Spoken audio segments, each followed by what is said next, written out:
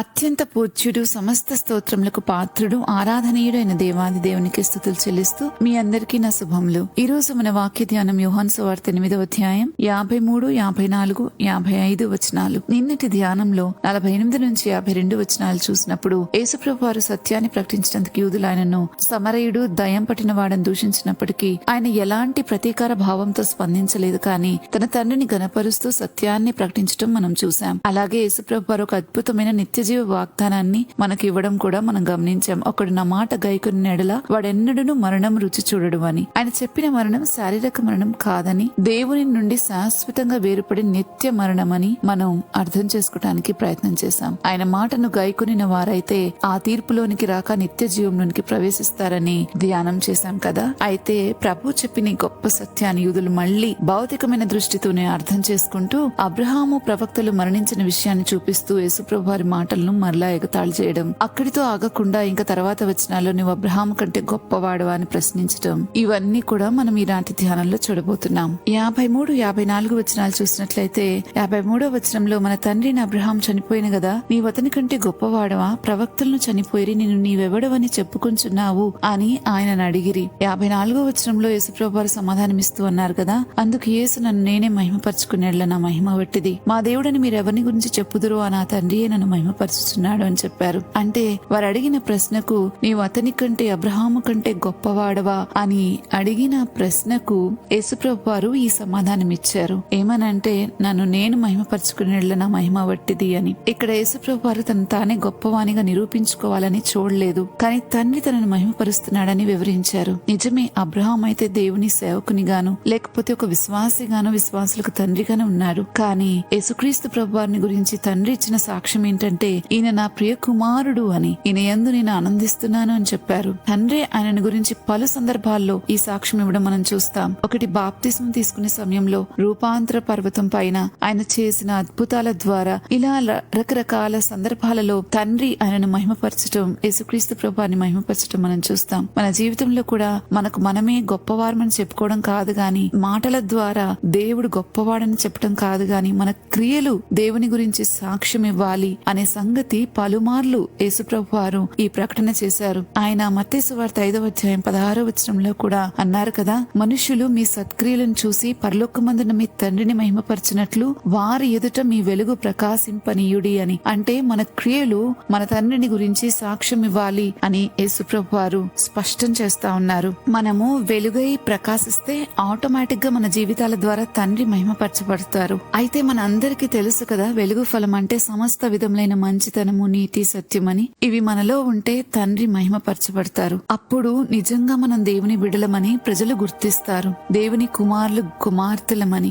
లేకపోతే మాట ఒక తీరున మన జీవితం ఒక తీరున ఉంటే ప్రజలు మన నోటి మాటను ఎవ్వరు కూడా లెక్క చెయ్యరు. ఇక్కడ యేసుక్రీస్తు ప్రభు వారి క్రియలు ఆయన గురించి సాక్ష్యమిస్తున్నా, ఆయన చెప్తున్న మాటలు చాలా అద్భుతంగా ఉన్నప్పటికీ ఆ రెండు మ్యాచ్ అవుతున్నా కూడా యూదులందరూ ఆయనని తిరిగి ప్రశ్న వేస్తా ఉన్నారు. తిరిగి ఆయన అధికారాన్ని, ఆయన యొక్క దైవత్వాన్ని ఎంతో హేళన చేస్తూ ఆయన్ని అవమానిస్తా ఉన్నారు. అలాంటిది మన మాటలు ఒక తీరున మన క్రియలు ఒక తీరున ఉంటే ఇంకా మనం ఎలాంటివి ఎదుర్కోవాల్సి వస్తుందో ఒక్కసారి మనం ఆలోచించుకోవాలి. గమనించండి, ప్రజలు మన వెలుగును చూసి మనలను కాదు మన పరలోక తండ్రిని మహిమపరచగలగాలి. అదే క్రైస్తవ జీవితపు అసలు ఉద్దేశం.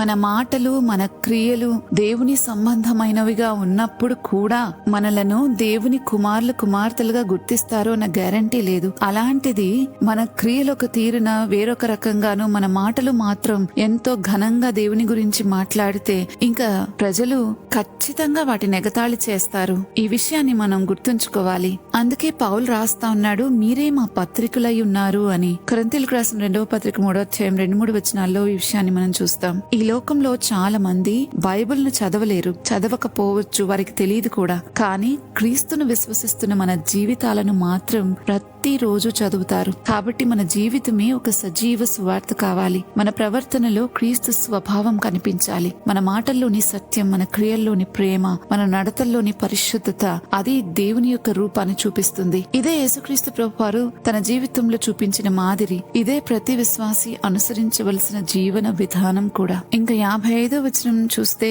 యేసుక్రీస్తు ప్రభువారు ఇలా చెప్పారు, మీరు ఆయనను ఎరుగరు, నేను ఆయనను ఎరుగుదును. ఆయనను ఎరగనని నేను చెప్పినడలా మీ వలనే నేనును అబద్ధికుడనై ఉందును, కాని నేను ఆయనను ఎరుగుదును, ఆయన మాట గైకొనుచున్నాను అని ప్రభు చెప్పడం మనం గమనిస్తున్నాం ఈ వచనంలో. ఆయన అంటే ఇక్కడ తండ్రిని గురించి సంబోధిస్తున్నారు. యేసుక్రీస్తు ప్రభువారు యూదులతో చెప్తున్నారు, నేను తండ్రిని ఎరుగుదును, నేను ఎరగనని చెప్తే నేను అబద్ధికుడిని అవుతాను. ఆయన ఎవరో నాకు తెలుసు గనక నేను ఆయన మాటను గాయకుంటున్నాను అని. ఈ వచనంలో ప్రభు చాలా లోతైన ఆత్మీయ సత్యాన్ని తెలియజేస్తా ఉన్నారు. యూదులు దేవుని ధర్మశాస్త్రాన్ని చదివారు, దేవాలయానికి వెళ్లారు, ప్రార్థనలు చేశారు, దేవుని గురించి అనేక విషయాలు తెలుసుకున్నారు. అయినప్పటికీ యేసు ప్రభు వారితో మీరు ఆయనను ఎరుగరు అని చెప్పారు. దీనివల్ల ఒక విషయం స్పష్టమవుతుంది. దేవుని గురించి తెలుసుకోవడం వేరు, దేవుణ్ణి ఎరిగి ఉండడం వేరు. అంటే తెలుసుకోవడం అంటే ఒక సమాచారం మన దగ్గర ఉంటుంది, ఇన్ఫర్మేషన్ తెలుస్తుంది. కానీ ఎరిగి ఉండడం అంటే ఒక వ్యక్తితో సరైన సంబంధంలో ఉంటేనే ఆ వ్యక్తిని సరిగ్గా మనం అర్థం చేసుకోగలం. ఈ విషయాన్ని గురించి ప్రభు ఇక్కడ మాట్లాడుతున్నారు. బైబిల్ ప్రకారం దేవుణ్ణి ఎరగడం అంటే ఆయన ఉనికిని అంగీకరించడం మాత్రమే కాదు, ఆయన స్వభావాన్ని, ఆయన చిత్తాన్ని, ఆయన మనస్సును తెలుసుకుని ఆయనతో కలిసి సహవాసంలో ఉండడం. అందుకే ఇర్మియా పుస్తకం 9:23-24 వచనాల్లో రాయబడింది, నన్ను పరిశీలనగా తెలుసుకున్నట్టు ఎందు మీరు అతిశయించాలి అని. ప్రభు అంటున్నారు కదా, నేను ఆయనను ఎరుగుదును, ఆయన మాట గైకొనుచున్నాను అని. ఈ రెండు మాటలు విడదీయలేనివి. దేవుని నిజంగా ఎరిగిన వారు ఆయన మాటను తప్పకుండా గాయకుంటారు. ఎందుకంటే అప్పుడు ఆయన ఆజ్ఞలు వారికి భారంగా అనిపించవు, అవి జీవమిచ్చేవిగా కనిపిస్తాయి, అవెంతో మేలుగా అనిపిస్తాయి. దేవుని హృదయాన్ని తెలుసుకున్నవాడు ఆయన చిత్తాన్ని ఎంతో ప్రేమిస్తాడు. అది కాకుండా వేరొకటి చేయాలని అనుకోడు. అందుకే యోహాను కూడా ఇలా రాస్తా ఉన్నాడు, మనం ఆయన ఆజ్ఞలను గైకొని నెడల ఆయనను ఎరిగిన వారమని దీని వలన తెలుసుకుందుము. ఆయనను ఎరుగుదమని చెప్పుకుని ఆయన ఆజ్ఞలను గైకొనని వాడు అబద్ధికుడు అని యోహాను తన మొదటి పత్రిక 2:3-4 వచనాలు రాశాడు. గమనించండి, దేవుణ్ణి ఎరిగిన వారికి విధేయత చూపడం అనేది ఎప్పుడు కష్టంగా అనిపించదు. అది వారికి ఒక సహజమైన జీవితంగా మారిపోతుంది. ఎందుకంటే వారు దేవుని మంచితనాన్ని, ప్రేమను, విశ్వాస్యతను అవి తెలుసుకుని అనుభవిస్తూ ఉంటారు కాబట్టి. అందువల్ల ఆయన మాటలు ఎంతో ఇష్టంగా వాటిని బట్టి బ్రతకాలని కోరుకుంటారు. అవెంతో ఇష్టపడతారు ఆయన మాటల్ని. దేవుణ్ణి ఎరగని వారు మాత్రం ఆయనను అపార్థం చేసుకుంటారు, ఆయన ఆజ్ఞలను భారంగా భావిస్తారు, ఆయన ప్రేమను శిక్షగా, ఆయన క్రమశిక్షణను కఠినత్వంగా, ఆయన చిత్తాన్ని నష్టంగా చూస్తారు. ఇది ఇంతకు ముందు నేను కూడా ఇలాగే చూశాను, ఆయన మనసేంటో తెలుసుకోక ముందు. కానీ ఆయన మనసు తెలుసుకున్న తర్వాత ఆయన చిత్తం కాకుండా వేరొకటి నా జీవితంలో జరగకూడదని పట్టుకున్నాను. అంటే మనకు ఆయన ఏంటో అర్థమైతే తప్ప నిజంగా ఆయన మాటల్లోని భావం, ఆయన మనల్ని జీవించమన్న విధానం మనకు తెలియదు. అందుకే ఆయన మనసును అర్థం చేసుకున్నప్పుడు, ఆయన ఏంటో స్పష్టంగా మనకు తెలిసినప్పుడు, ఆయనతో సహవాసంలో మనం ఉంటున్నప్పుడు ఇంకా మన జీవితంలో వేరొకటి జరగాలని, ఆయన చిత్తము కాకుండా వేరొకటి జరగాలని అస్సలు కోరుకోం. ఎవరైతే ఆయన ఆజ్ఞలను, మాటలను భారంగా భావిస్తారో, ఆయన ప్రేమను శిక్షగా, ఆయన క్రమశిక్షను కఠినత్వంగా చూస్తారో, వారు ఆయన మాటలను ఎదిరిస్తారు లేదా తమకు అనుకూలంగా మార్చుకోవడానికి ప్రయత్నం చేస్తా ఉంటారు. అక్కడే మనుషులు తప్పిపోతా ఉంటారు. కానీ దేవుణ్ణి ఎరిగిన వారైతే చాలా భిన్నంగా ఉంటారు. ఆయన మాటను ప్రేమిస్తారు, ఆయన స్వరాన్ని గుర్తిస్తారు, ఆయన చిత్తాన్ని వెతుకుతారు, ఆయన ఆజ్ఞలను గైకొంటారు, ఆయన స్వభావాన్ని తమ జీవితంలో కనిపించేలాగా, ప్రతిఫలించేలాగా, ప్రతిబింబించేలాగా చూస్తారు. అందువల్ల దేవుణ్ణి ఎరగడం అనేది కేవలం అది బైబిల్ కు సంబంధించిన ఇన్ఫర్మేషన్ తెలిసినటమో, లేకపోతే ఆయన ఉన్నాడని, ఆయన ఉనికిని గురించిన జ్ఞానం కలిగి ఉండటమో మాత్రమే కాదు. అది విధేయతతో కనిపించే ఒక సజీవమైన రిలేషన్షిప్, అది ఒక సంబంధం, సహవాసం. అందువల్ల దేవుణ్ణి ఎరగడం అనేది అది ఒక అద్భుతమైన విషయం. దేవుని నిజంగా ఎరిగిన వారు ఆయన మాటను గైకొనకుండా ఉండలేరు. అలాగే ఆయన మాటను నిరంతరం గైకొనేవారు దేవుణ్ణి మరింత లోతుగా తెలుసుకుంటారు. ఈ రెండు ఒకదానిని మరొకటి బలపరుస్తూ ఉంటాయి. అందుకే యేసుక్రీస్తు ప్రభువారు తమ జీవితాన్ని చూపిస్తూ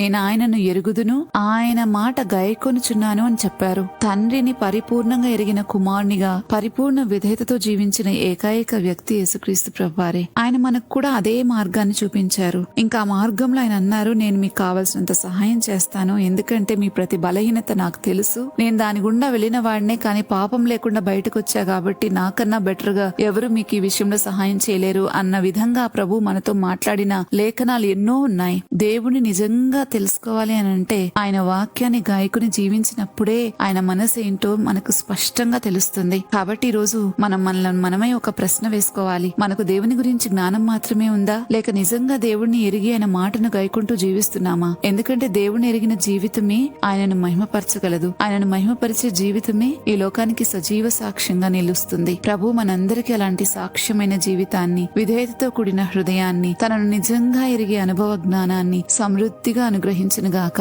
ఆమేన్. ప్రార్థించుకుందామా? అత్యంత పూజ్యుడు, సమస్త స్తోత్రములకు పాత్రుడైన మా దేవా, నీకే స్తోత్రాలు చెల్లిస్తున్నాం. ఈ రోజు ఈ వాక్య ధ్యానం ద్వారా మాకు తెలియజేసిన 2 సంగతులను బట్టి మీ సన్నిధిలోకి వస్తున్నాము ప్రభు. అయ్యా, మా జీవితాల ద్వారా మిమ్మల్ని మహిమపరుస్తూ మీరే మమ్మల్ని గురించి మంచి సాక్ష్యము, బలా నమ్మకమైన మంచి దాసుడా దాసురాల అనే పలికే రోజు కోసం మేము ఎదురు చూస్తా ఉన్నాం. ఆ రీతిగా మేము బ్రతకడానికి సహాయం చేయమని వేడుకుంటూ ఉన్నాం. ఇంకా రెండవది, మిమ్మల్ని పూర్తిగా ఎరిగిన వారమై మీ మాటను ప్రేమించి మీ స్వరాన్ని గుర్తించి మీ చిత్తాన్ని మా జీవితంలో జరిగిస్తూ ఆజ్ఞలను గాయకుని మీ యొక్క స్వభావాన్ని మా జీవితంలో సంపూర్ణంగా ప్రతిబింబించాలని, ప్రతిఫలింపు చేయాలని తండ్రి మాకెంతో ఆశ ఉన్నది గనుక దీని ప్రకారం మాకెంతో సహాయం కావలసి ఉంది గనుక మీ సహాయాన్ని మాకు అందించి పరిశుద్ధాత్మ శక్తిని మాలో నింపి ప్రభు నడిపించమని యేసుక్రీస్తు ప్రభారి నామంలో బ్రతిమాలుతున్నాము తండ్రి. ఆమెన్. రేపటి ధ్యానంలో మరలా తిరిగి కలుద్దాం. అంతవరకు దేవుని కృప మనందరికీ తోడైనను గాక. ఆమెన్.